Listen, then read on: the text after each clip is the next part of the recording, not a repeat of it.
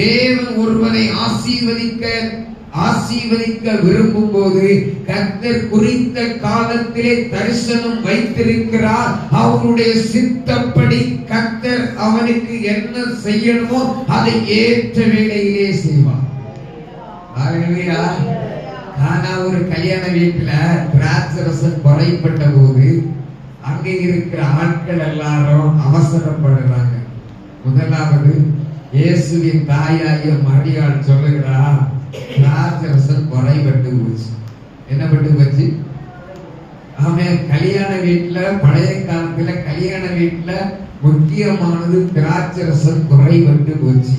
இப்ப எல்லாரும் அவசரப்படுறாங்க. வீட்டுக்காரங்க அவசரப்படுறாங்க, மரியாம்மா அவன் இயேசுவின் தாய் அவசரப்படுறாங்க, விளம்புகிற எல்லாரும் அவசரப்படுறாங்க. இந்த செய்தி யார்கிட்ட போகுது? இயேசுவின் தாய் இயேசுவிடத்துல போய் சொல்றாங்க, இப்படி ஆண்டவர் சொன்னாரு, என் வேலை இன்னும் நடக்கவில்லை. அப்ப ஆண்டவர் என்ன செய்கிறாரு? அற்புதம் செய்வதற்கு அவருடைய வேலைக்காக காத்திருக்கிறார். ஹல்லேலூயா, ஹல்லேலூயா. உங்க வேலை, என் வேலை என்ன?